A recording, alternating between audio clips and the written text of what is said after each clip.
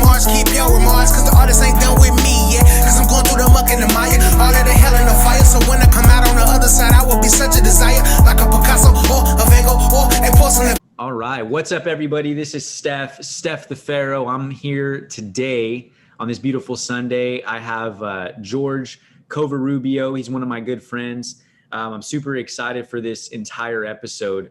And, you know, it's Luxic Vue Mindset, episode number 10. Episode number 10. It's you know, been quite some time, and it's been some time in the making. I actually asked George, I think it was like a few months ago, if he wanted to be a guest. And, you know, aside from all the stuff that I've been doing, man, you know, it's finally a blessing to get you and to have you on. So I'm super excited. So George is actually based out of Fresno. He's a 3-year life insurance veteran. He's been doing this for quite some time. I actually met him, I think it was like over 2.5 years ago. Yeah, right? Been about that long, man. Yeah. Okay. Yeah, it's been quite some time, man. And honestly, it doesn't seem like that long at all. It seems like yesterday, you know, we met. Yeah, it definitely does, man. Definitely does, man. And I appreciate you, you know, asking me to, you know, be a guest on your show, man. And congratulations, you know, for, you know, taking that leap and finally doing it. You know, I know you had mentioned that, you know, you've been wanting to do it for some time now, and, you know, you pulled that trigger, and like I said, you're already 10 episodes in, man. And that's a huge accomplishment, man. So congratulations on that part too, man. Thanks, brother. I appreciate that. Yeah. So yeah, man, tell the people, you know, because I know the story, but it was actually like one of those like random occurrences of how we met. And it was just like, you know, it was bound to happen, honestly, because we're very like-minded. In some ways we grew up similar. In some ways we had that conversation a while back, you know, different music, different stuff like that. And I was just like, what the heck? Like, that's so random that I would meet somebody so similar, you know? So it's bound to happen sometime, man. And right?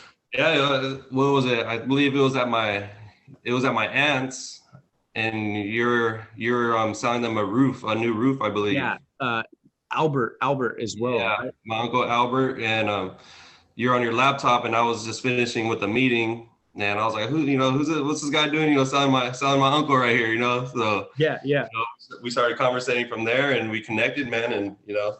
It's grown from there, and it's been a pleasure, man. It's cool, you know, especially, you know, now, you know, doing business with you and, you know, exchanging business, and it's been a pleasure. It's, you know, it's gonna grow into a big, you know, long relationship, man. So yeah, it was crazy how we met. But like you said, it was bound to happen. It's bound to happen eventually, you know, whether it's social media or something. I'm pretty sure it would happen eventually, man. Right. Now, it was interesting because I was actually like, I remember that time frame clear as day, because like the way you presented yourself, you know, you didn't come off like, hey, this is what I do, blah blah blah. Like it wasn't a turn off to me, you know. It was like, okay, like I wanted to hear what you said, because like you were like, hey, this is what I do, I'm at this office, you know. Like you weren't very pushy, and that's what I liked. Like you were very like genuine. But I had gone back to your uncle and aunt's house that day just to get some paperwork signed that the office needed. So, and I ran into the whole gathering that everybody was there. Like, yeah, it was like a family dinner night, I believe. Yeah. And everybody just started showing up out of nowhere, and I'm like, dang, I'm just here to get some papers signed, man. And then, you know, before you know it, I'm over here eating. I'm talking to the cousins, and you know, it was a good time. I didn't even want to leave, man. I was just like, you know, I was there. I was in the element and everything, but it was a good time for sure. Tell your Uncle Albert I said hi. I haven't actually, when I left that other company, I couldn't take any client phone numbers, nothing. Right. I didn't want any kind of heat from them. I'll definitely extend that. I'll extend that hello out there, man. Awesome. I believe my dad's actually going over there to watch the Super Bowl later on today. So okay, yeah. And for those that don't know, this episode actually will drop on Tuesday. Well, today technically probably is going to be Tuesday if you're listening in. But yeah, today's Super Bowl day. I'm pretty sure we're probably going to do some stuff with our family. I'm not a really big football fan, but it is what it is. Yeah, I can't say I've probably only watched a handful of games this season so far. But this will probably be my first. I think I don't have cable TV, so like I don't watch too much stuff. But yeah, man, you know, that's aside from the fact. What I wanted to bring you on for is because you have the tools, the knowledge, and you have a lot of wisdom, you know, just from life experience. But not only that, you're in a very different, you know, industry than a lot of people that I know. And this is one industry where I believe, you know, maybe because it's, you know, you've kind of conveyed that to me, but like there's a big wealth transfer, you know, in your industry for the average person. It's like a way for them to, how can you say this, kind of like secure their future for their future family in a way, you know, and we'll definitely get into that. But before I do, you know, I want to introduce the world to who George Covorrubio is. You know, I mean, how was it? I knew you grew up in Fresno, right? Yes, man. You know, born and raised here in Fresno, you know, east side part of Fresno. Nothing too exciting, you know, too dramatic. You know, mom and dad were married. My dad, you know, was a breadwinner, and you know, and instilled a lot of hard work into me, man. A lot of, you know, laboring hard work. And you know, after that, you know, I was talking to you earlier, you know, I moved out of state for a little bit, and you know, moved out of state in 2000, I think it was 2007. Returned, you know, made my comeback to Fresno 2010, man. And, you know, just from there, I've just been in construction. You know, okay. I'm a construction guy. I love, you know, working with my hands, you know, building things, traveling, man. And, you know, doing that, you know, it was good, man. I loved it, you know, but at the end of the day, you know, someone planted a seed in my head. You know, one day I met this guy out in Rancho Cucamonga, and, you know, we exchanged numbers. We actually sat down for coffee. And, you know, he kind of planted that, you know, that seed in my head. Like, you know, he would pretty much ask the question, like, George, like, whose dreams are more important, like yours or your boss's? Wow. And, I never really took the time to think about that, you know. And growing up, you know, I'm an artist, you know, I've told you that in the past too, you know, I love drawing. And, you know, I've always had that passion, you know, I remember in high school, you know, and to this day, you know, I still want to do it, but, you know, have a t-shirt brand, you know. And I had that entrepreneurial bug, I guess, growing up, but I really didn't know what it was at the time. But I just knew I always had it, man. And when that guy, you know, planted that seed in my head again, you know, it kind of like woke me back up again. You know, I was like, oh crap, you know. And yeah, man, and that was 2016. I decided to go and you know, venture into business. You know, you know, for myself, and you know, just grow something different, man. And it's been a great journey, challenging. And like you said, it's the industry I'm in is different, you know, than the average individual. Mm-hmm. And, you know, it's just a lot of personal growth, man. And there's a lot of keys to success, and, you know, you need all of them to get there, man. And I'm just trying to find all of them, man, on that journey. And it's amazing, man. I'm excited where it's going, you know. Like this weekend, I just had a little vision for because I also have a solar cleaning business, and the equipment that I'm kind of inventing something right now to make that job a little bit easier, man. I've like been obsessed with it for like the past couple of days, and you know, just it's exciting going into business, man, because you never know what's gonna happen. Right. You know, you never know what's gonna happen. That's 100% true. And I kind of want to go back because I heard you mention you met with that guy. And you had said, hey, well, he had told you, hey, George, you know, whose dreams are more important here? And I was putting myself in that moment that you said that in your shoes. And I'm like, wow, how would I have really felt if somebody told me that?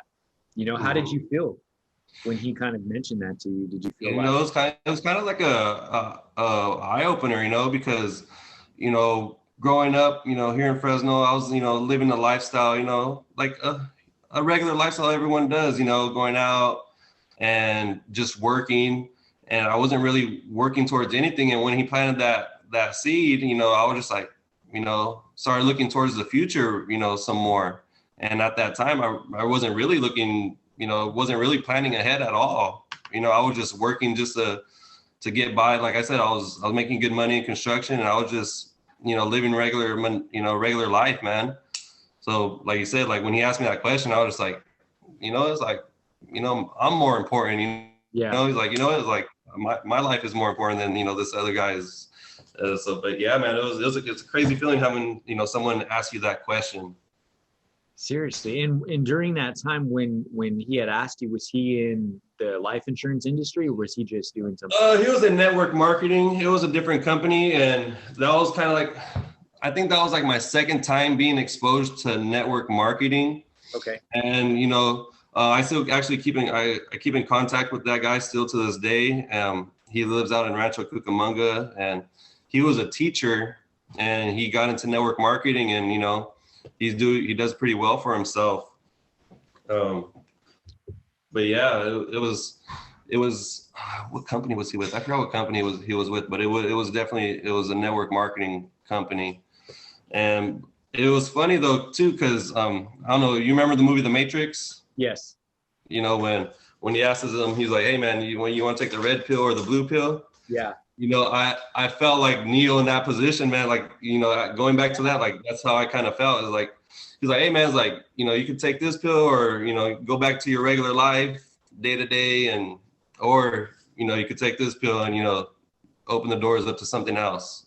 So dang, I mean, honestly, that's really what it's like, because once you embark on the entrepreneurial journey, I feel like it's almost like gut twisting when you have to maybe go back to a job and you realize like I'm working for the man, like but I can totally see that, like your mindset flip. Oh yeah.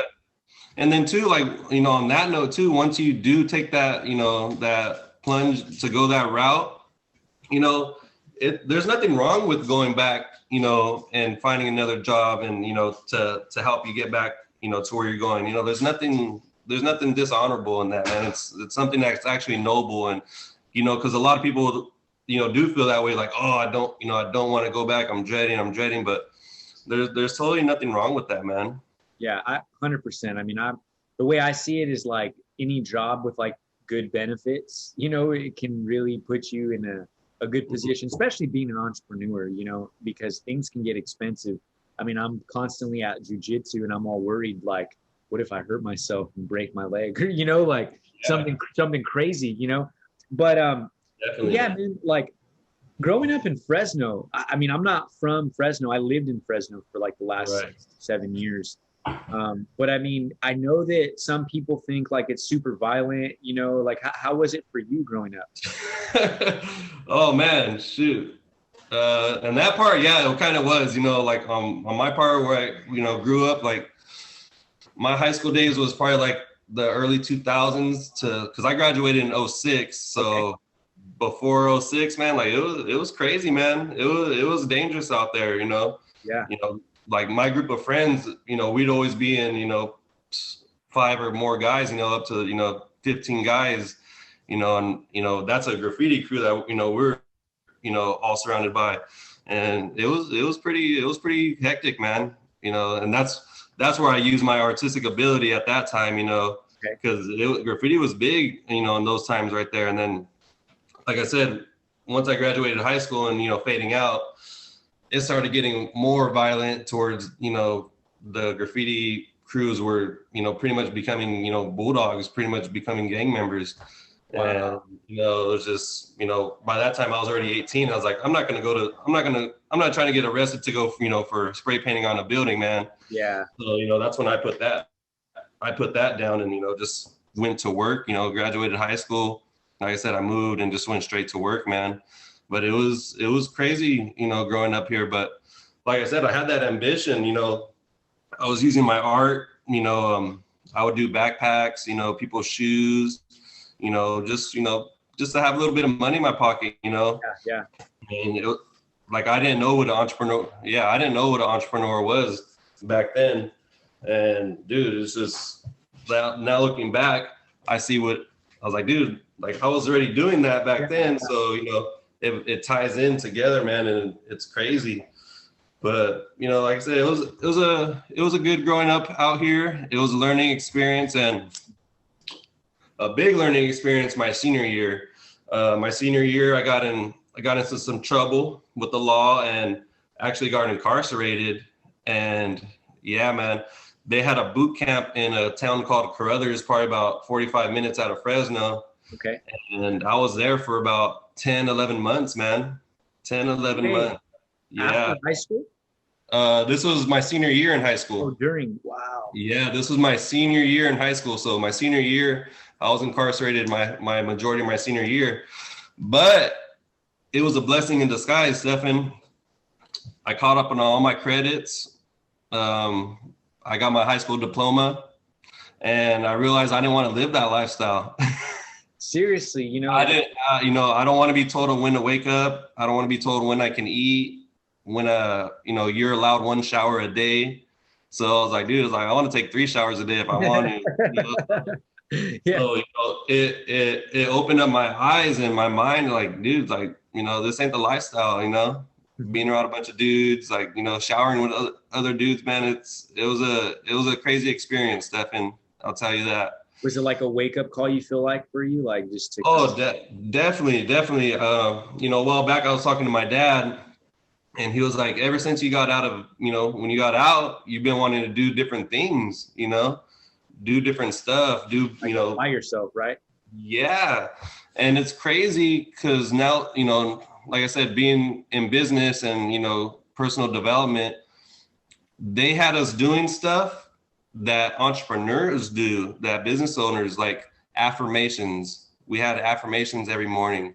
We had, I had to make a vision board when I was in there. And, doing that now, I was like, they had us doing this when I was locked up. Yeah, they had you thinking like how. Yeah. Wow. It was crazy. And man, that's one of my goals too, Stefan, is to go back to the, juvenile centers and talk to these kids, You actually mentioned that to me before, so I know that you will follow through with that, because I could just hear it in your voice, man. You have this energy to you to where like you genuinely want to help like people that were in that position, and I feel like that's the only way to do it, because like you can speak and influence people in that lifestyle, or that have maybe messed up or whatever. Oh yeah. And, I just think we owe it to these future generations, like be that person that we needed, and I feel the same way, just in my own way. Exactly. 100%. Dude. And I look back at it too, is like, dude, I had ambition back then to climb up on a building 2-3 stories high, no matter what, with no harness, just I'm gonna climb up there, I'm gonna paint on that roof. And now I'm just like, George, you need to get that energy and focus it towards business. Imagine if I would have had that energy at that age towards business, That's dude. Crazy, right? When you think about it, you're like, I found a way. Like, yeah, exactly, man. And like with not giving, excuse my language, but without giving a fuck, because that's what our, being a graffiti artist, on the streets, that's what your attitude had to be back then. I don't give a fuck. I'm gonna ride on your, I'm gonna ride on your stuff. Yeah. I mean, I wasn't an artist by any means, but I had friends that were, and I had like a somewhat of like a skate group of friends that we would always go. So like, sure enough, it would happen. Everywhere we'd go, like our logo or whatever would be blasted. When we left. So I could see that, to an extent. But man, what I wanted to ask you really, because like, you grew up around these people, and obviously you weren't, and not to say anybody's bad or whatever. I just think when you have that many people that maybe are not thinking ahead for themselves, like you can get caught in the mix. And I've been there, bro. Like I've definitely been there. I'd be lying if I say that I wasn't, but I've been in that position to where you're like, okay, I'll do that. Like almost not just to fit in, but it's like to prove yourself, right? Mm-hmm. Like you almost have to prove yourself and prove who you are to be surrounded. I mean, because you said like you were in groups of 5 to 15 people. That's a lot of people. And I'm sure that they all were like, hey, like, you got to do that, or you got to do these types of things. Oh yeah. Like, like even like we called it like, you got to crew it. Like, all right, you say you're going to do something now. All right, I put that on like, that's one thing we would have to do. And, it was exactly that, man. It was exactly that. And it's crazy. And those influences, I still keep in touch with some of those guys to this day. But like I said, being around that kind of people, that's where you're going to go, you know, us, you know, being an entrepreneurs, we already know you're the product of the 5 people you surround yourself with. And look, you know, I was around people that were, you know, out there running the streets, you know, doing bad stuff, and you know, I paid the consequence. You know, I paid the consequence for it. But you know, it was a blessing in disguise at the same time. And you know, that's one thing I've learned too. And being in business is things happen for you; they don't happen to you. Dang. You know, Perfect. If you guys and didn't hear that, you hear that know, again. being in there, you know, oh, why did this happen to me? Well, own it. You know, this happened because you put yourself in position to make that, you know, decision. Right. They made that decision. Yeah, man. So, you know, it's crazy, man. You know, now that I look back and reflect on things, you know, I don't regret none of that stuff, you know, because it made me who I am today, and you know, taught me lessons, you know, taught me big lessons of breaking the law. I mean, it changed your trajectory, brother, like from where you were to where you're at now. Oh, And yes. when you're able to reflect on those things, I feel that it's empowering in that moment, because you realize that you totally changed. You just, like a fork in the road, boom, you went that way instead of going the other way, even though you were hit with, you know, adversity at that time. Yeah. Now, But going back to on that one too, is like you're saying, like I was in that environment. The thing is, I had older cousins too that were in, you know, worse environments, and I'm a real observant person, and you know, I see my older cousins with, you know, different baby moms, and you know, different, you know, girls with different baby dads, and I was like, I don't want that. I don't want to go through that, you know. yeah, And you know, I'll be 33 this year, and my son's barely going to be 4, you know, and that's why, you know, I chose to wait to have kids. And you know, just I saw those examples, and like, you know, I don't want to be like that cousin. I don't want to be, you know, in that lifestyle on the streets. You know, I got a cousin that's MIA right now, you know. dang. We don't, you know, he's on the streets somewhere, and you know, thank God he, you know, he's you know, he's out there breathing. But you know, we don't, you know, that's one of the cousins I seen, you know, doing that stuff, and it's like, I don't want to do that. Yeah, yeah. It's scary. No, I feel that, man, especially when it's like family and you're just like, man, you know, I want to talk to them, you know, as best I can. Yeah. So now going through your journey, man, like I know that we talked about it before, like, you know, kind of how we grew up, obviously like a little bit different, but commonality things. So like I grew up watching a lot of TV when I was a kid, you know, and just that was like how we spent time as like a family. And like over the years, I realized that what you're feeding your energy to, ultimately, like that's your world in a way, you know, that tends to be how you perceive the world, especially with television. I mean, I the way I feel, you know, they call it paid programming, like literally, like it's programming your subconscious. It's telling you how the world is. It's telling you what's okay and what's not okay. And you know, now that I'm older, I realize that, you know. Oh yeah, man. And you got so many different groups of programmed people. You got the Star Trek people, you got the Harry Potter groups, you got the fiction, you know, and everybody's in their own little program, man. And it's crazy. And you are what you watch, you know. Seriously. And don't get me wrong, like I've definitely been there, you know. I think I've watched like they're cool shows, you know, cool shows. I don't knock them either, you know, like you gotta have entertainment, you know, like the author of Harry Potter, you know, is like, you know, she changed her family's trajectory, you know, from where they're at, you know, and she got denied, I forgot how many times before someone decided to publish her book, you know. And like I said, I don't knock, you know, the TV shows and everything, because everything that we do, Stefan, everything that's around us was created by a big thinker. The pen we use, our shoelaces, you know, everything that's around us was created by a big thinker. And, you know, that's one thing I want to, you know, give back to everybody, is like, you could think big. You could think big. Seriously. And I like your group's vision too, you know, dare to dream. I constantly see, you know, a lot of your guys' stuff, and I like it, man. I mean, it's inspiring. And I think everybody needs people like that in their circle to, you know, raise the bar, but then inspire others to also do the same, you know, like I think that's super empowering, just in its own way. Yeah, man. And I just, man, just like being an entrepreneur, like, you know, you and I could agree, is like, you know, it's like there's so many people that, you know, we want to get this, like, hey, it's like, you know, I saw a post, it was like a meme or a TikTok or something, and some guy's like, oh, you know, entrepreneurs nowadays, like, oh, like, it was just, but, you know, it was funny, it was comedic, it was funny, but, you know, it was like, it was, you know, it wasn't 100% true. You know, it's like, hey, it's like, you know, if you're at a job, you can be happy and stuff, but, you know, it's like, hey, man, like, you got so, like, every one of us has so much potential. We're human beings, you know, we're human beings, and our mind could do, you know, tremendous things, you know. There's this guy I follow, his name's Jim Quick. He's like a memory specialist. Okay. And, you know, it's just how much our minds, what we're capable of, man.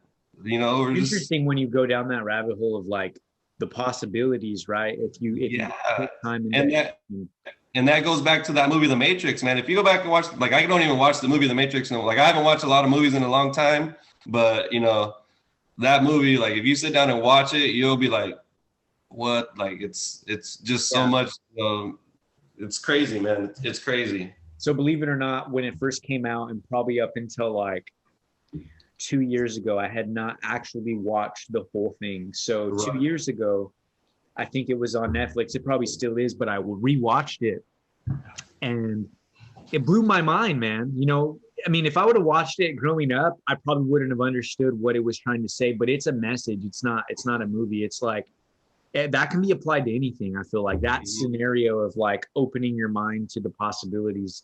Yeah. You know, but I want to capitalize on what you said really quick before I get off topic. You had mentioned we are all filled with potential, and I wanted to add to that and say, yeah, like, you're 100% correct. You know, it's infinite potential, and where I feel like I've blocked myself, and I can only speak for me, but where I've blocked myself is I hit my own internal glass ceiling, and I was like, well, I can't do that. And once you start saying you can't do something, you're going to shut off any and all possibilities for you to actually follow through with that. And it's just going to, like, you're going to create your own wall, and nobody else can see that wall. Yeah. Self-sabotage is the worst, man. Exactly. Self-sabotage. And, you know, that reminds me, the other day I was helping a buddy of mine put up it was a swing set in a play area for his kid, right? And he's one of my best friends, and his son's him and my son are a month apart. And his son was trying to climb the ladder, and he kept saying, I can't do it. At 3 years old, he was saying, I can't do it. Wow. And I was like, no, you can do it. You can do it. You know, and dude, we're just, you know, as children, you know, we're, you know, taught we can do anything, but, you know, as we grow up, we start getting those limiting beliefs, and, you know, to stop doing it. Oh, can I really do this? Yeah. You know? Yeah. And I don't know if you've read or heard of the book Relentless by Tim Grover. I actually have it on my next read book. Yeah. I got an audio and I got the physical book, bro. That book is, you know, we're children, and, you know, babies, they'll cry because they want something, you know? Yeah. And they're doing it off of instinct. They can't talk, you know? And, you know, he says a good part in there. He's like, we're babies, we're born relentless, taught to relent. Dang. You know, we're taught, oh no, don't do that. You know, don't do that, you know? And it's like, no, you know, we're just doing things off instinct, you know? The kid's just putting spaghetti in their head because that's what their mind's telling them to do right now. You know? Don't take that from them. And man, you know, just, it's crazy. You know, the things I've learned, how I'm going to apply them to, you know, how I raise my son is just on a whole nother, you know, vision I see for my future generations, man. And that's where it starts, is our youth. You know, we can't program ourselves to, you know, to believe in those words. I can't, you know, that's impossible. You know, I don't want to do that. You know, it's like, take those words out of your vocabulary and your life will change. Take can't, you know, just those negative, you know, just words that, you know, aren't going to serve you no purpose, you know. And, you know, just back to that point, that it tripped me out when my friend's son was saying he can't, and I kept telling him, you can, and eventually he did it, you know. Yeah. And, you know, that's where we need to be back in our society, you know, just keep our minds childlike, thinking childish. We need to still, get back to thinking childish, thinking crazy. And I agree with you, because in a way, like I've been doing a lot of just my own research, just psychology and stuff. And a lot of the times, it's childhood traumas, or it's different things that create those limiting beliefs that we have, and that really hold us back. So, I mean, you hit the nail on the head, with the hammers, by saying we got to let that inner child just kind of like do what we want. But see, also, I mean, I don't want to go down the rabbit hole with this, but a lot of people look into, once they know these things, they're like, okay, well, I don't want to do it because of like what they're going to think, or what they're going to think, or, and that's what can hold a lot of people back too. Yes. Now, what I did want to ask you, George, going back, we're talking about just entrepreneurship, that journey. What was it like for you making that transition from being in construction and going, because I mean, when I met you, you were already full blown into, I mean, your solar cleaning business, and you were already doing life insurance. So like, what was that transitional point for you? It was unexpected, man, because when we met, I was doing all three at the same time. I was still working full time. I was working full time for an employer. I had started my solar cleaning business, and then I was already, I think, like 8 or 9 months into insurance when we had met. Okay. And, I was just balancing them all out, and, that job let me go, out of nowhere, and I did real good at that company. I was a trusted employee, and, they were just, George, and I wasn't the only one. They had to let go like 8 guys that day. Dang. This was 2018, and a lot of guys were pissed, man. I bet. How long were you guys there, or how long were you there?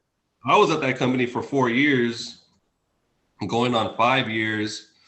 Some of the other guys were, still new and stuff, and some that had been there for a while. But I was just like, all right, like I'm not a religious person, but I was like, all right, the universe, I call it the universe. The universe is, hey, George, you want this? Here you go.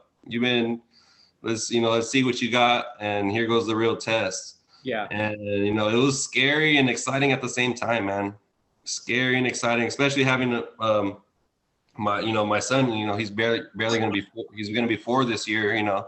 So it was just like, all right, my steady income is at a halt right now. I took advantage of their unemployment though for a little, as much as I could, but still, like I said, I had my solar, I got my clients for my solar cleaning.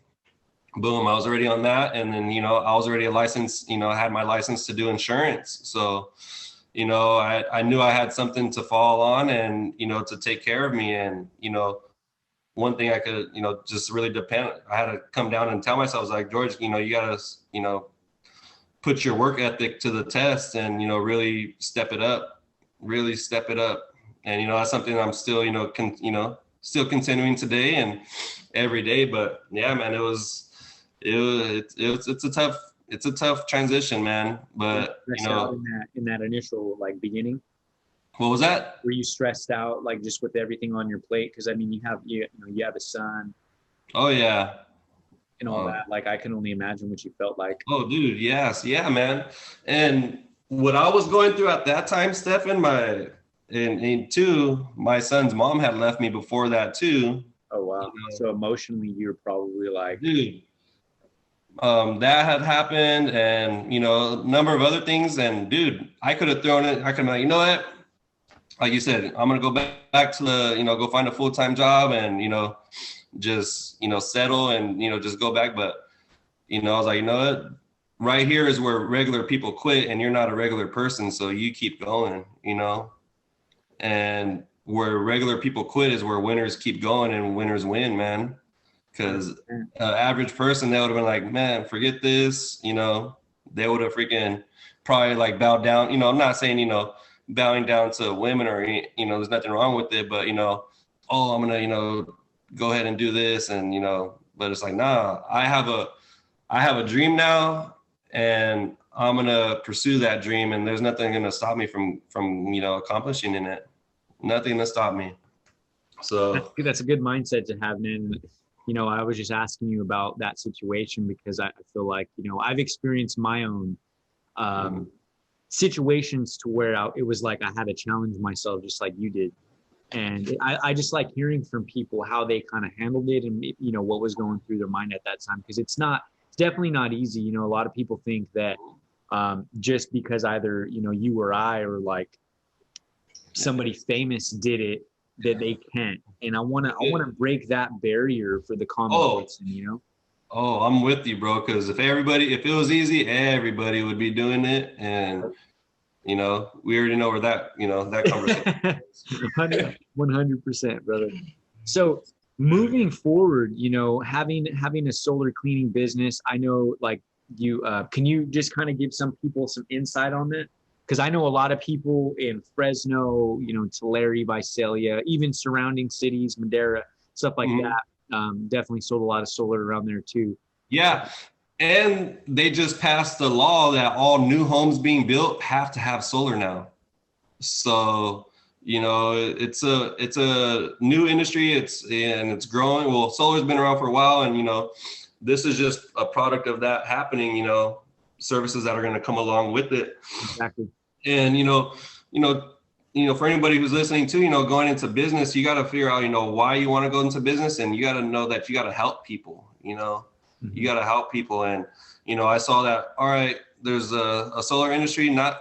Nobody's going to want to climb on their roofs, and a majority of my clients too are senior citizens. They're not going to climb up there, and who knows if they have relatives that are going to go up there, and and then plus doing it right. You don't want to use your groundwater to clean your solar panels. It's going to leave calcium stains on your panels and reduce that production. So that's what I seen that there was a little niche, and that's what I'm doing right now. It's mainly residential. By the end of the month, we'll have some full insurance, so that I want to take it up a notch and maybe start going into commercial cleaning. Okay. One of my goals is maybe have a contract with Fresno Unified and or Clovis Unified, because all the schools have solar now, and yeah, that's on the one of the goals right there, man. So yeah, it's keeping your panels clean. That way your investment is producing properly, because you invested to put solar on your roof.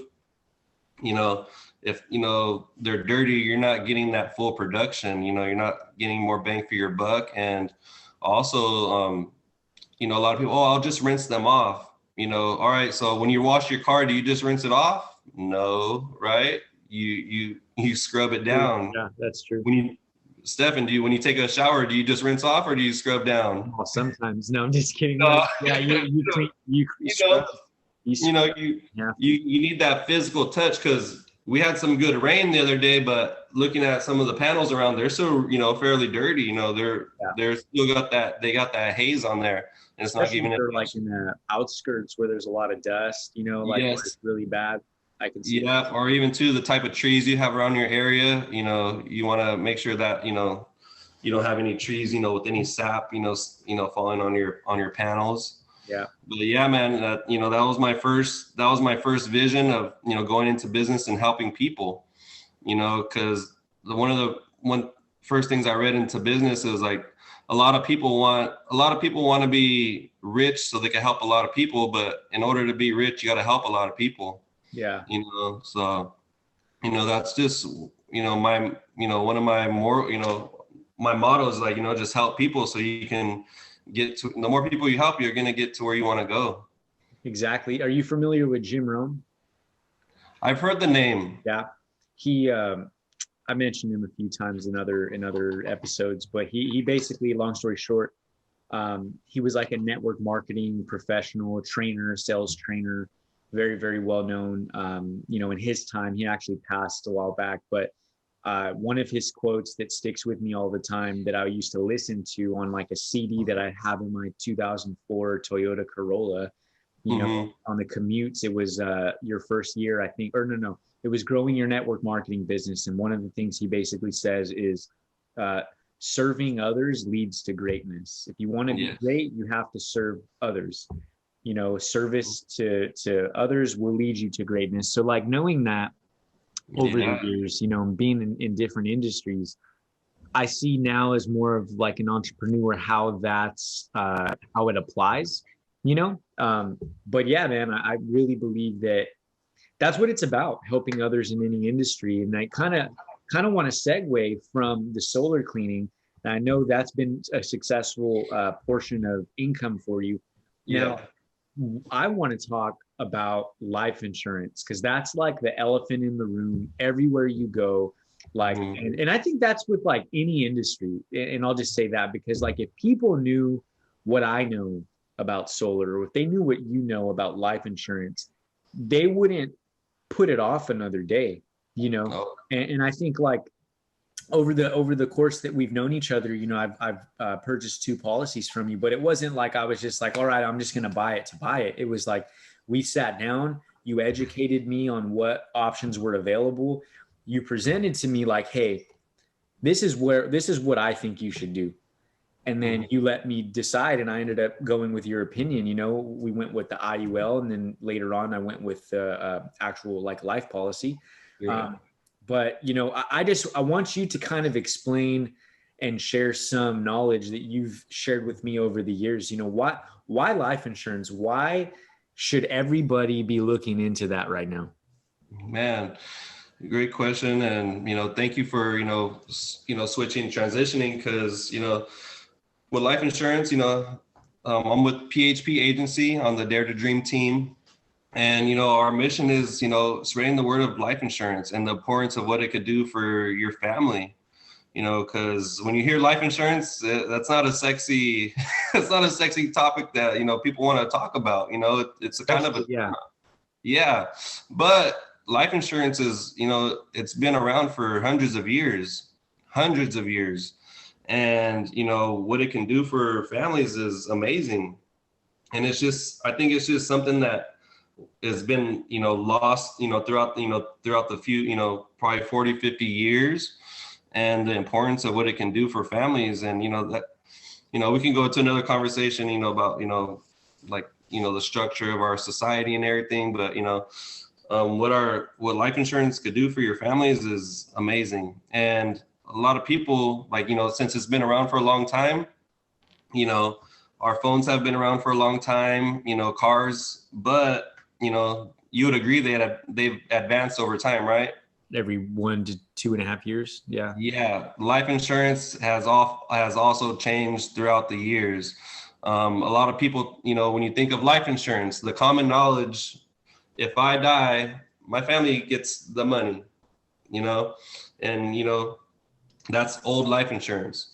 But with new life insurance, the things it could do for you, you know, any medical conditions coming around, you know, if you're disabled and can't, you know, perform, you know, daily living activities, you have money to pay for your daily living expenses, pay for rent, you know, that money's there to help you in, you know, throughout your life.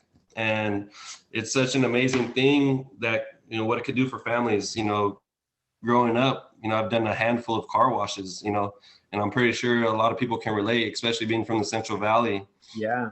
And, you know, and that's different communities, you know, the Hispanic community, the African American community, the Asian community, you know, we see them everywhere.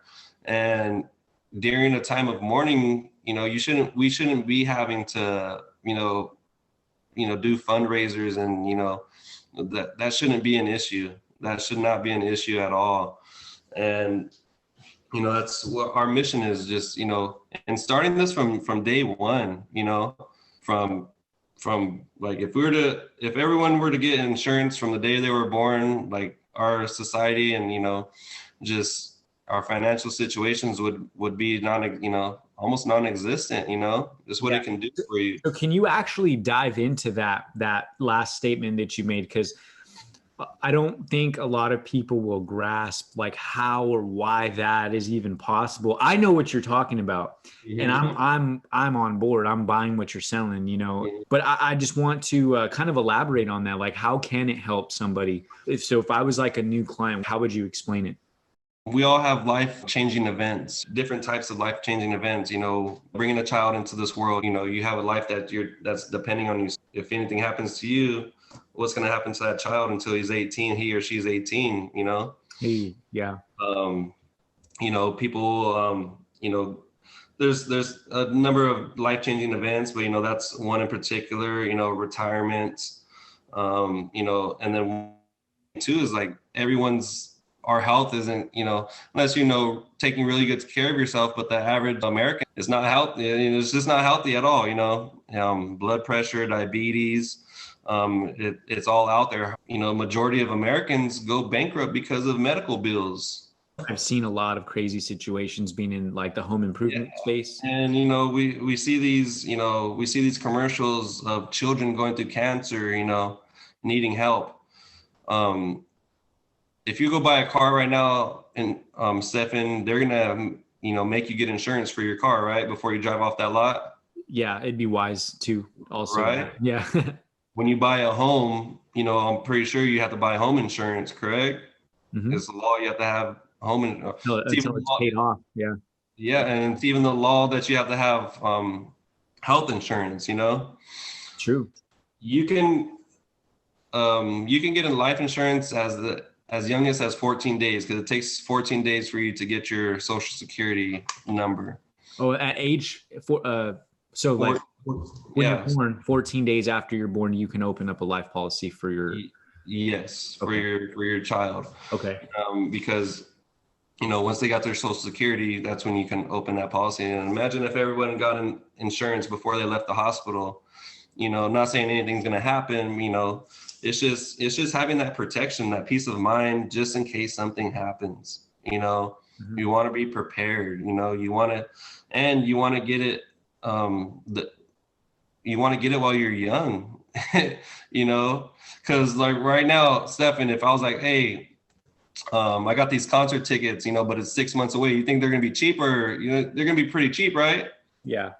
But if we were to go, hey, there's a concert right now, let's go get tickets. Are they going to be expensive or cheap? Expensive, right? Expensive, you know, and, you know, you want to get insurance as soon as, you know, as soon as possible, you know, because tomorrow's not promised, you know. And growing up, when I thought of, you know, when I first got approached with life insurance, it's like, oh, that's for old people, you know, that's for old people. It is not just for old people. It is for everyone. We're not immortal. You know, things happen, tragedy happens, you know, and it's just, you know, protecting your family, you know, just in case anything bad were to happen, you know. Exactly. I mean, because when somebody passes away, and I've been, you know, our family's been hit with, I mean, over the last decade, quite a few family members, you know, each year. I can count each year, you know, we've lost somebody.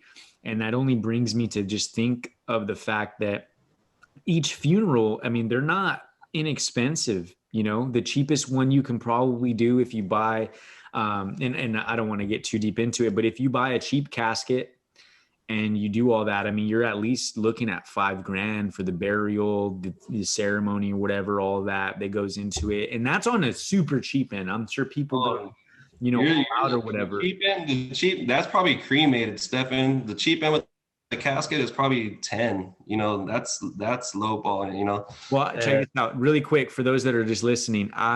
When I did insurance on when I was an insurance agent in San Diego, I was only doing auto and home. So it wasn't what you're doing.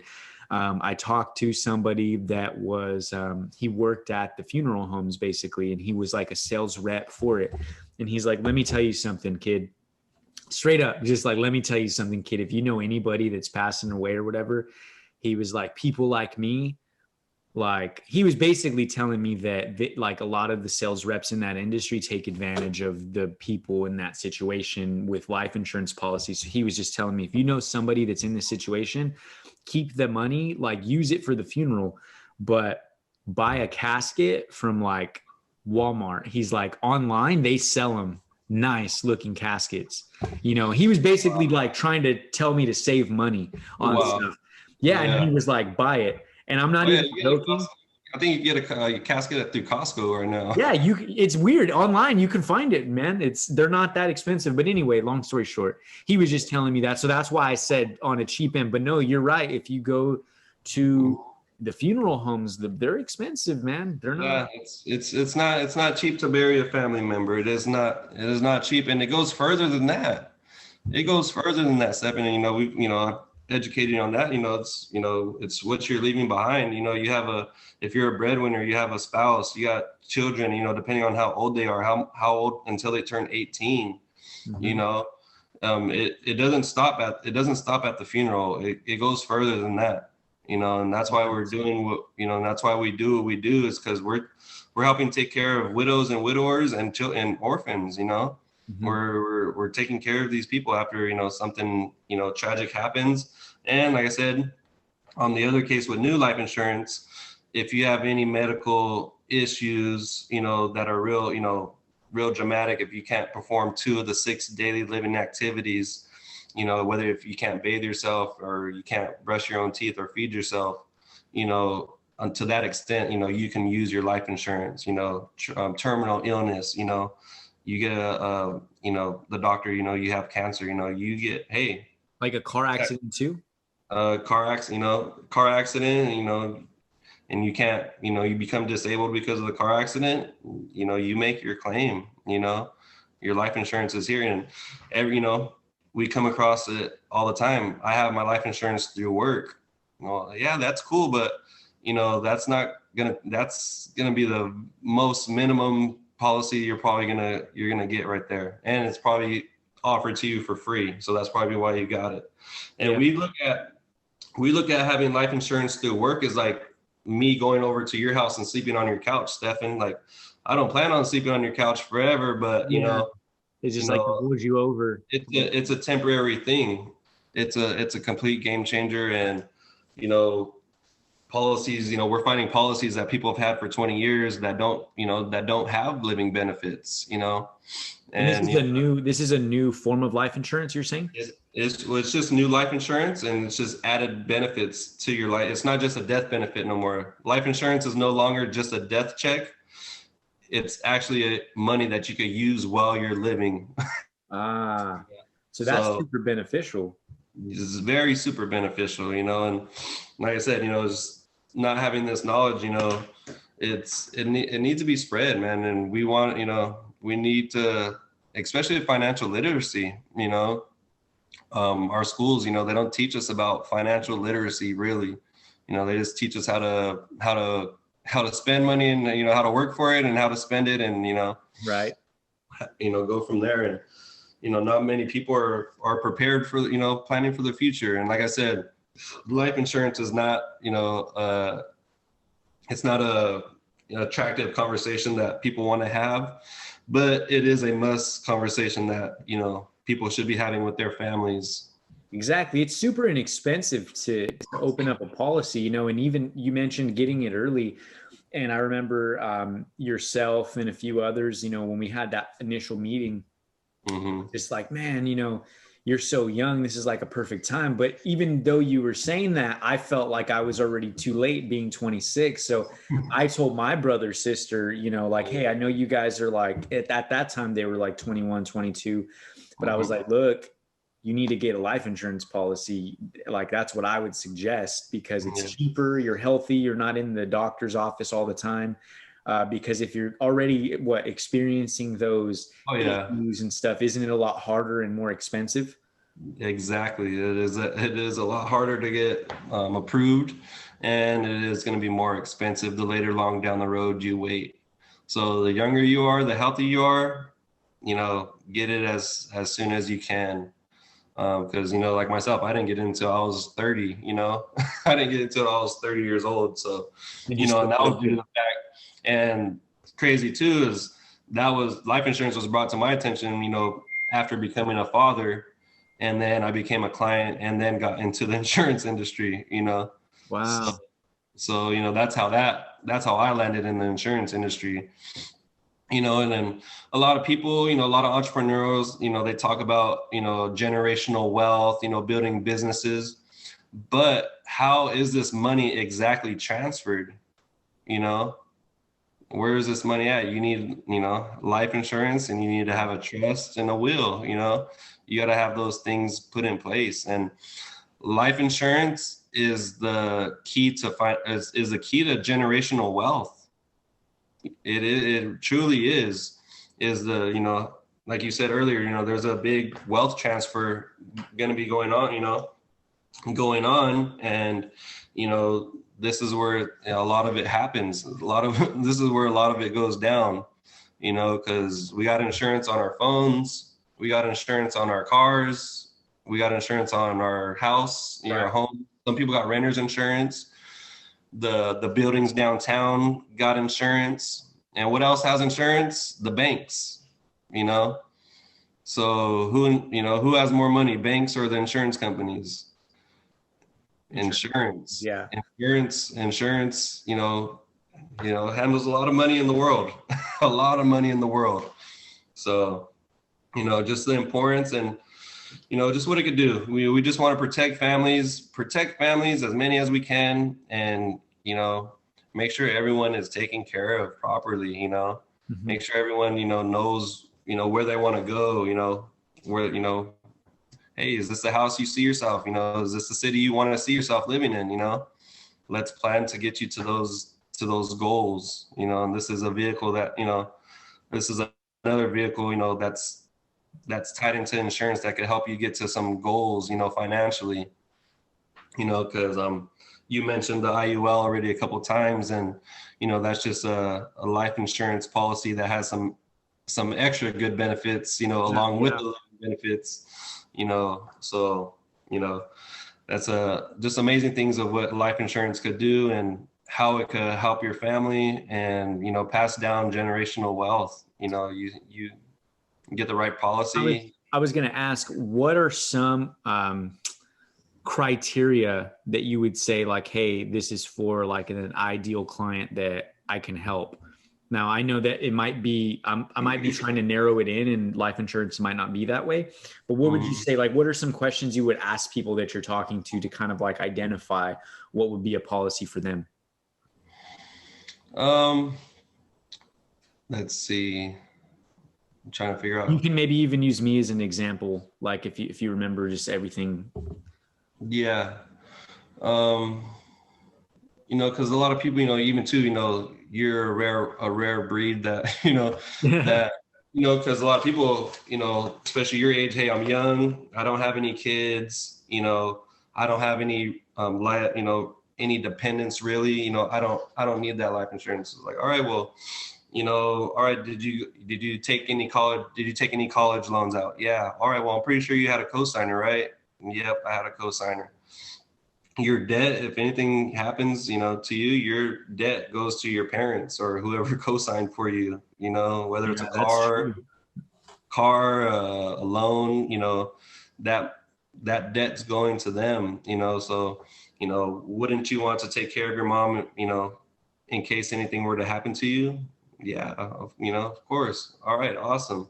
You know, and there's, like you said, different criterias, you know, and everyone's living, and, you know, you have parents, you know, young, you know, single kids, you know, people who've gone through, you know, life-changing events that happen, you know, people who've gone through divorce. All right, your insurable need is different now, you know. All right, well, my kids graduate, you know, they're graduating college, or they're graduating high school, they're leaving the nest. All right, your insurable needs different now because they're not depending on you anymore. So, you know, there's just so many different things, you know, and it's just coming down to it. It's life insurance is not for you. It's, you know, it's for your loved ones that you leave behind, and, you know, to take care of them in the long run, you know, just in case anything, you know, God forbid, divorce happens. Yeah, of course. So, and I think those living benefits, though, man, those stood out to me the last time that we talked, because like you said, we can't plan how our bodies are going to be in 20, 30 years or what is going to happen, you know. God forbid, you know, don't want anything to happen. But like you said, we don't know if I mean, we don't know. We insure everything else, but we don't insure ourselves. And I think that was very strong, you know, even when we had that conversation in the past. And it's been coming up a lot now, especially after 2020. You know, COVID did a lot of damage, and a lot of people were affected, and a lot of people weren't ready. And you know, now, you know, going into, you know, the COVID era is just, you know, a lot of insurance companies are, you know, taking more precautions. You know, like, let's say, you know, someone's like, hey, I had COVID back in, you know, December. It's like, all right, well, we got to wait, and we got to write a cover letter and, you know, let these insurance companies know. Because wow, yeah, it's been real interesting this year. And, you know, especially with the COVID situation going on.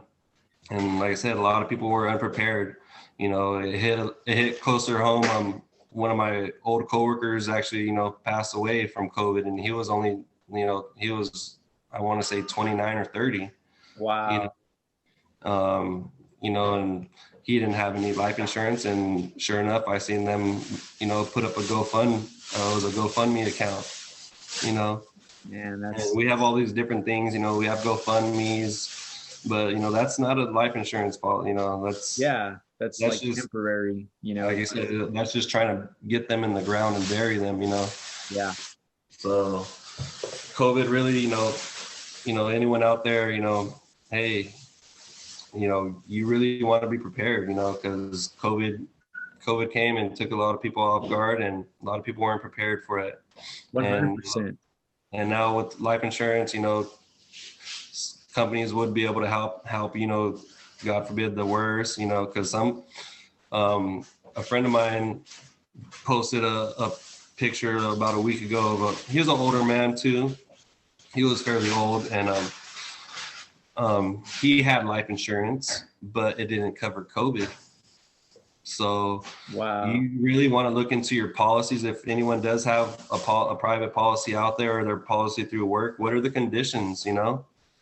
What are the conditions? You don't even probably know that. I know, like, even I know for a fact, I'm probably going to need to talk to my dad, because I know for a fact he has it through his work, but he couldn't even tell me what he had.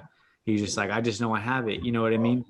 And I'm pretty sure a lot of people feel the same way, because once their employer tells them, hey, you're covered, they just, oh, I'm covered, like out of sight, out of mind, you know?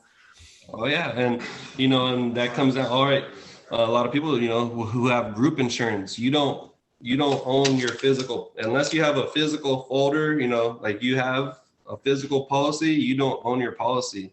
Your job owns that policy, you know? Yeah. So, you know, and some things, you know, other conditions too, is like, hey, you know, you have life insurance through work, but that's only if something happens at work. Oh, wow. You know?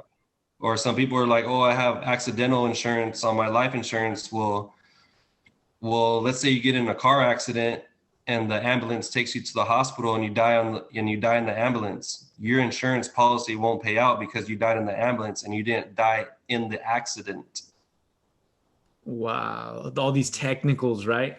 Yes, they're very technical. And you know, you saying that your dad, you know, he doesn't, you know what he has, and there's a lot of people out there that are in the same situation. And it comes down to it is like, when you're making, you know, financial decisions, you know, are you basing them off of a 1 to, you know, out of 1 to 10, you know, what's your knowledge, like how knowledgeable are you about it? You know, we have our 401ks through work, you know, how well do you know about it? I probably, let's say, some people are like, oh, I'm probably knowledgeable, probably about a 4 or a 5. All right, well, do you make most of your financial decisions based on a 4 or 5 knowledge of something? It's like, no. It's like, all right, well, let's get your knowledge about it more. That way you're confident about what you have, and you know what you have and where your money's at. So that's a powerful statement right there. You know, bringing it down to like, how do you make a decision, you know?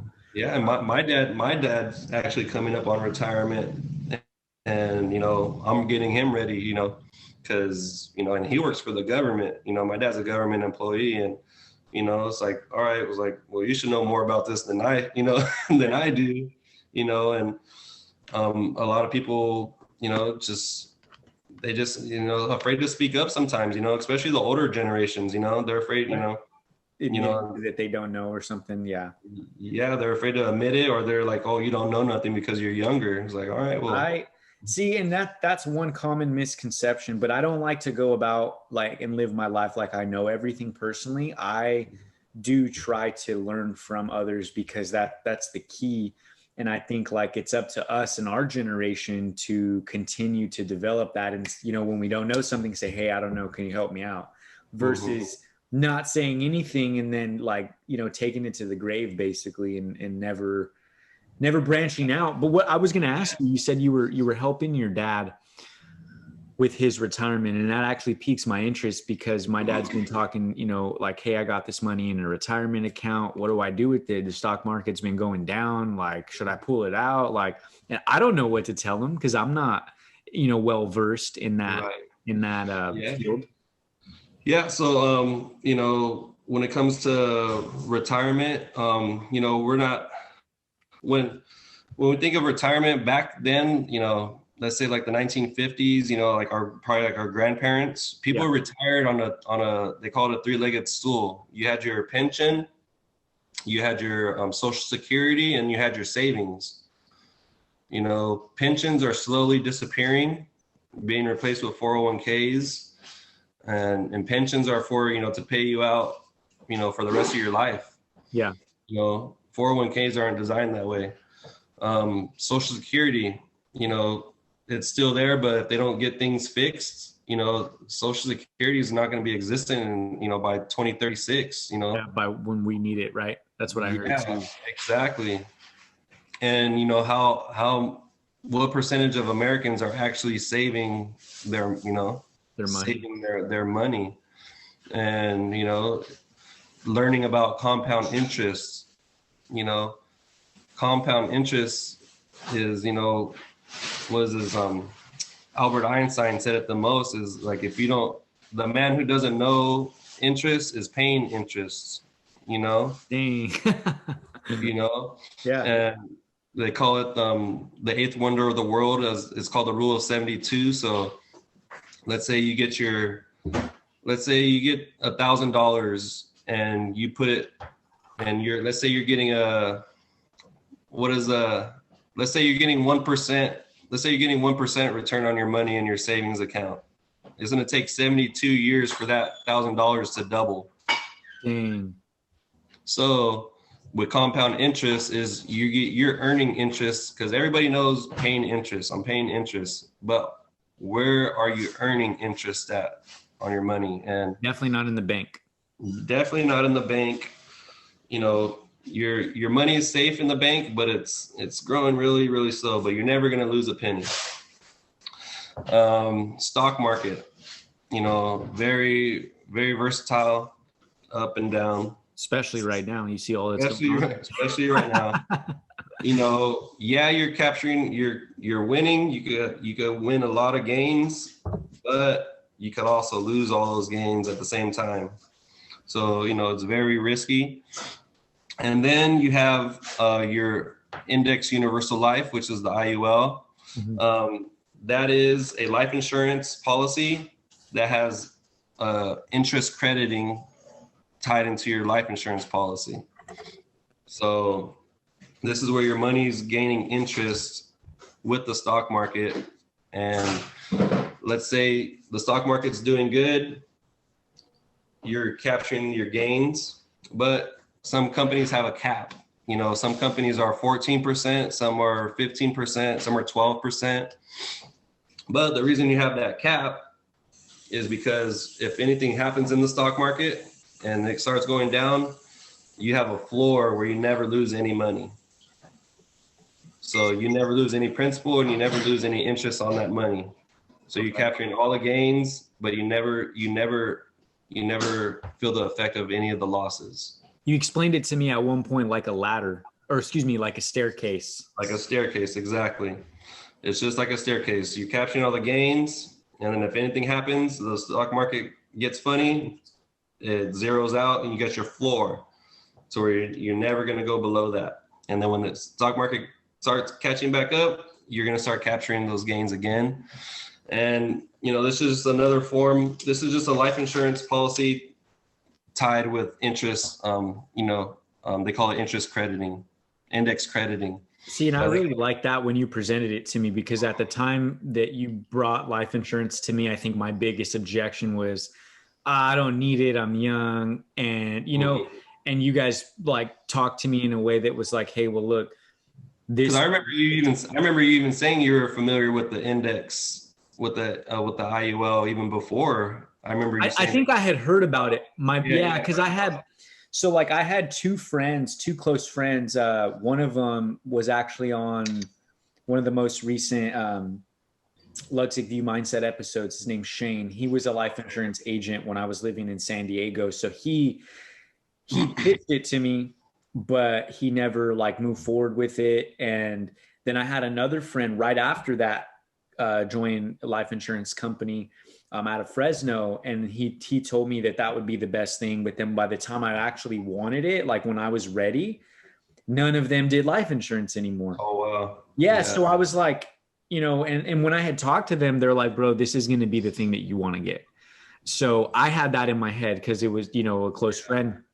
So when I had already talked to you, I was like, that's what I want. And then of course, over the years, we just kept in contact, and the other life policies made sense to me, and they're cheap, and IUL, I mean, depending on the person, right? It could be, those aren't cookie cutter. Those are all custom.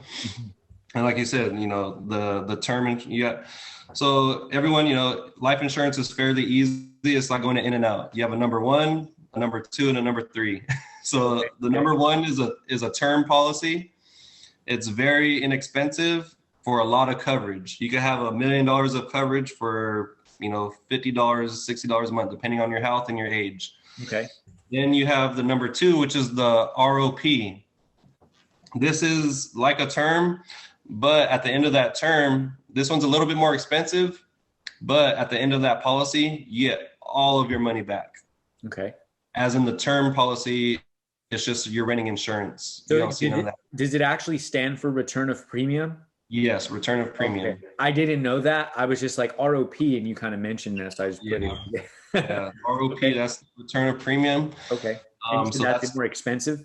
That one's a little bit more expensive, but you get your full refund back at the end of that policy. And some companies offer windows to where you can get all that money back too. Okay. So that's the number 2. Then the number 3 is your index universal life insurance, where you have life insurance, you have the living benefits.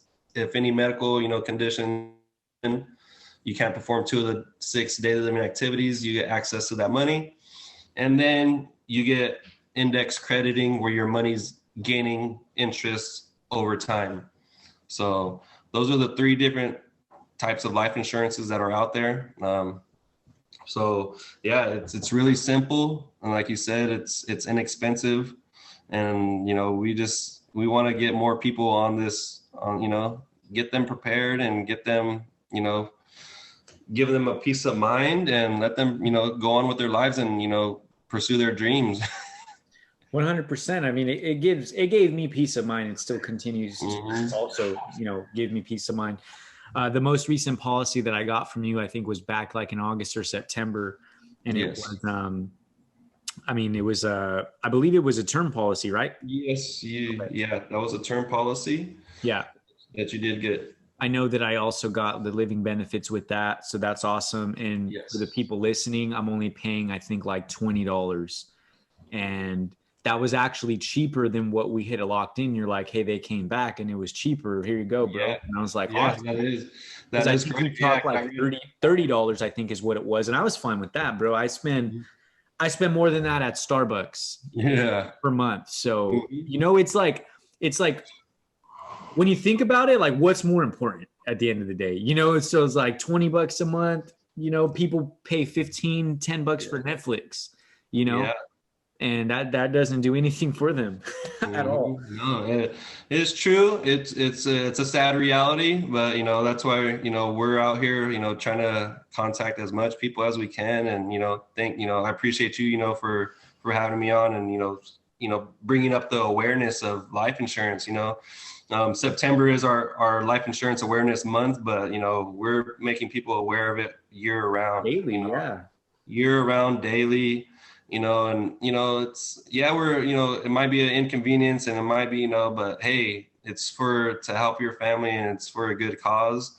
And, you know, it's a noble thing that we're doing for families out here, you know, especially with PHP. What we're trying to do, we're trying to change America. We're trying to change the world. Well, you know, I've introduced you to our company. You know, I was with another company when I started, but, you know, a PHP agency it's a whole nother animal out here. It's one of the fastest growing FMOs in the country. It's been featured in Forbes. You know, I'll be going to Dallas on the 17th for a convention. We got Tito. Huh? This month? Yeah, we're going to Dallas Nice. and on the 17th. We're going to have Tito Ortiz actually come to our convention. Nice. So it's going to be an amazing event. And, you know, we're going to change the United States. You know, PHP is really going to, you know, make an impact in our country, and we're growing. You know, we're taking over. And everyone's going to start hearing a lot more of PHP in the years to come. I can guarantee you that. That's awesome, man. And for the people that don't know, PHP stands for People Helping People, and it's an insurance organization. I mean, I know a little bit about them, you know, ran by Patrick, but David, I don't know how many agents you guys have, but I know it's doubling every time that I'm like following along, you know? Yeah, we're at 18,000 right now, I think. Dang. Yeah, and I see all the work you guys are putting in, you and your teams, Manny, you know, the whole crew, you know, putting in work, helping families out. Kind of give people some insight on that. You know, like I know you were presented the life insurance opportunity, but what sparked your interest in actually doing it full time, going in business, and like, you know, why are you continuing to do that? Because I think that's important for the people to know, because I mean, it's a platform that not only do they need to or should they buy life insurance, but I think some people, you know, struggling right now that might be looking for an opportunity to dive into something else, you know, like yourself, like it kind of give them some insight.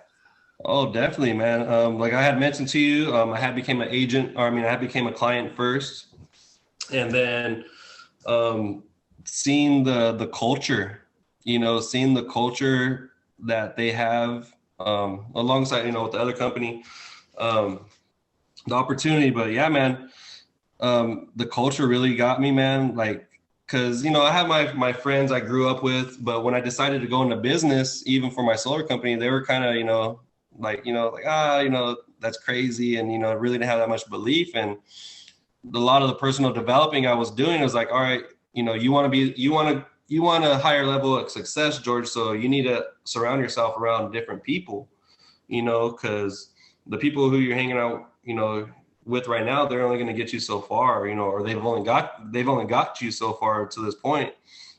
So I got, you know, introduced to the environment, which is a great environment, great positive environment, family, you know, family oriented, you know, just a lot of everyone helping each other. Like, you know, the name's in it itself, PHP, people helping people.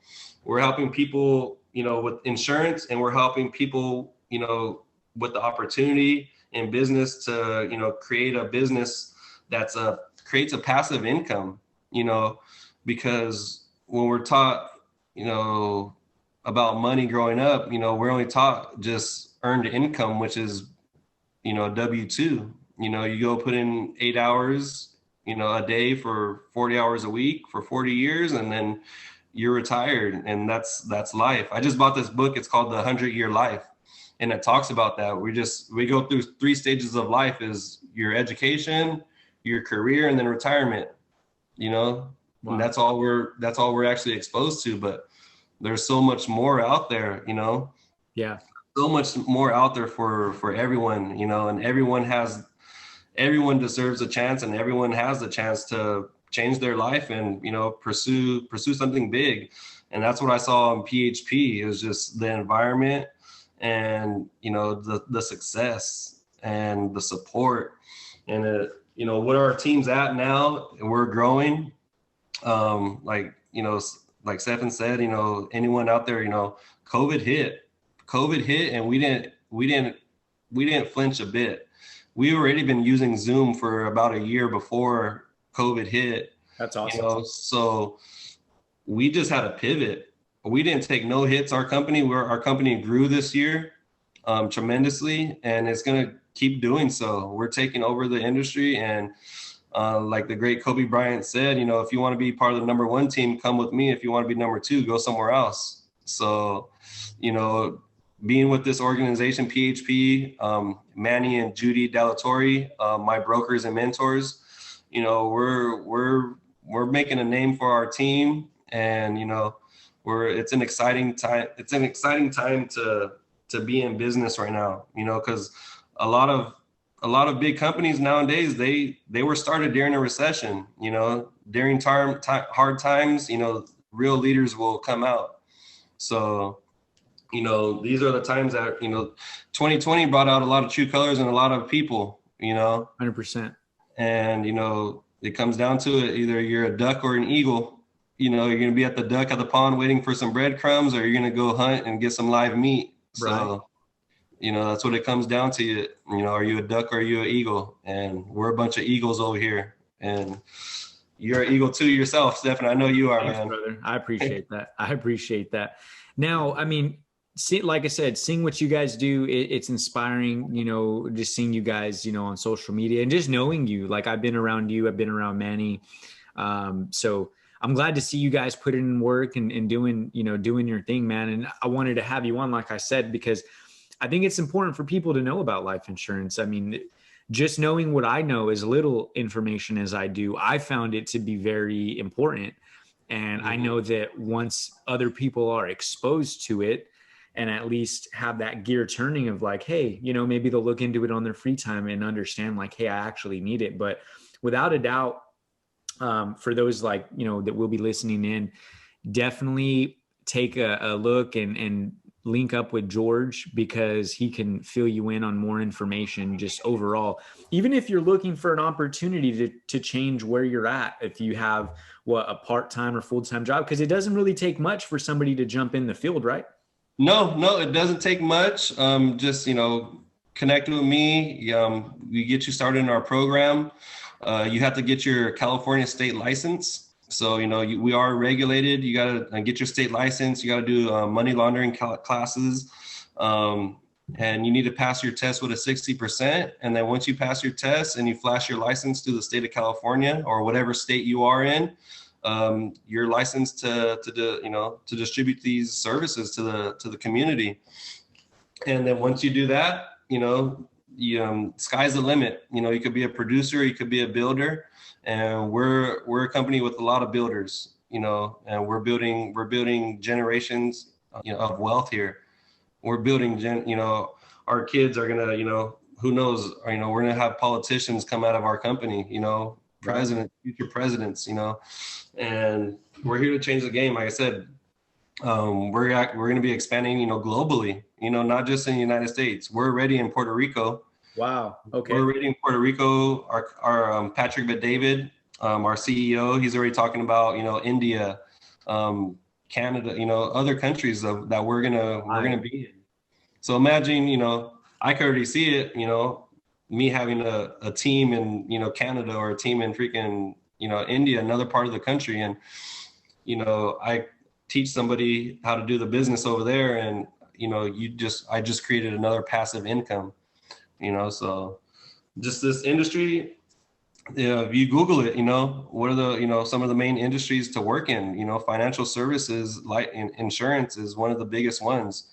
They're the highest paid. And, you know, you're talking about residual income, residual passive income that you can create.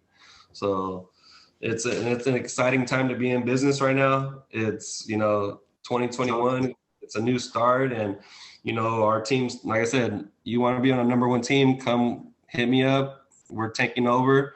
And that's it, man. That's all I got to say about that. I also saw that you guys, and this is just for people looking for opportunity. Like, I want to expose them to all this. You'd mentioned, or not you specifically, I think I've seen maybe a post or two talking about like a referral agent.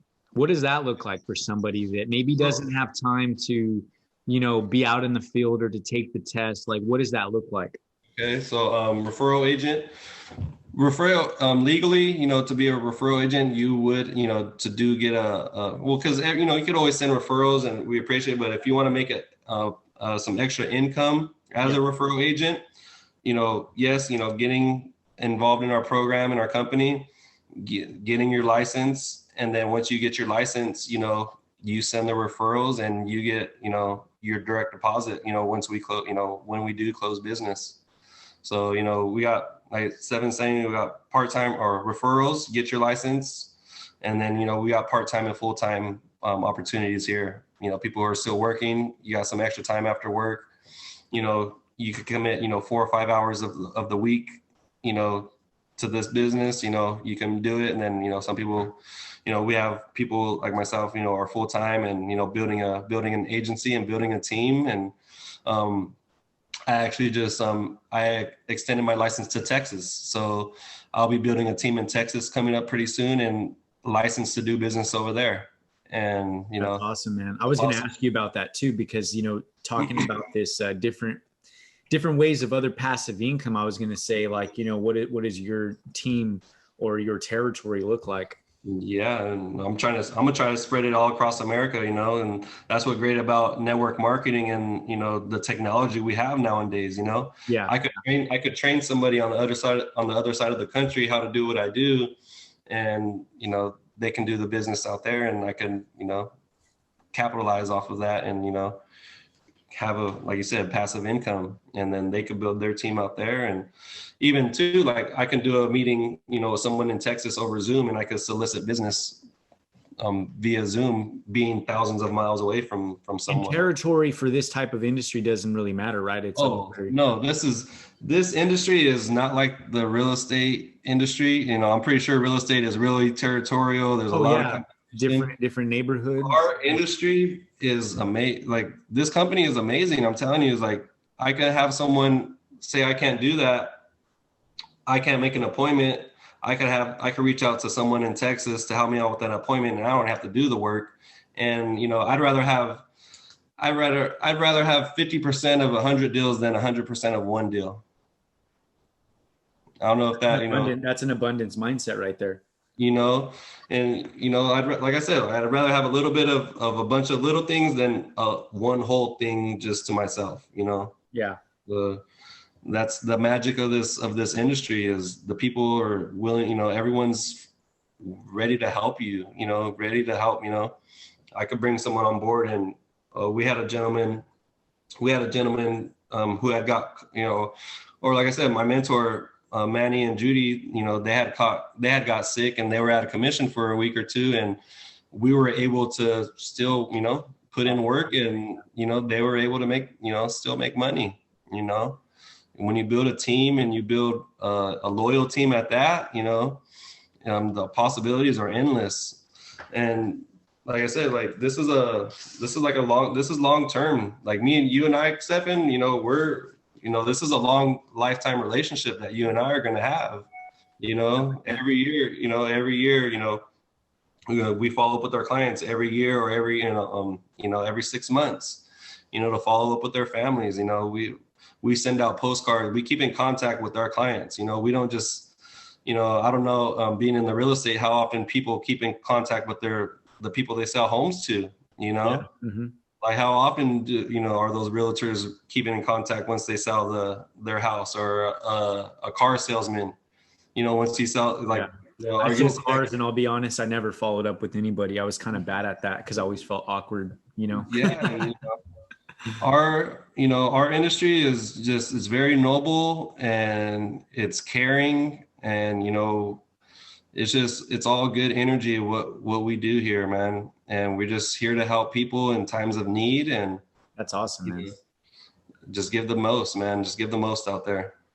Well, I believe in this episode, everybody that, listened this far is going to gain an enormous amount of value, and at least get the gears turning about life insurance, about the opportunity, about why it should be important to them, regardless of who they are, what they have, whether they're a single individual, or they're married with kids, I think that would be even more of a benefit to have a policy maybe on you or your kids or anybody.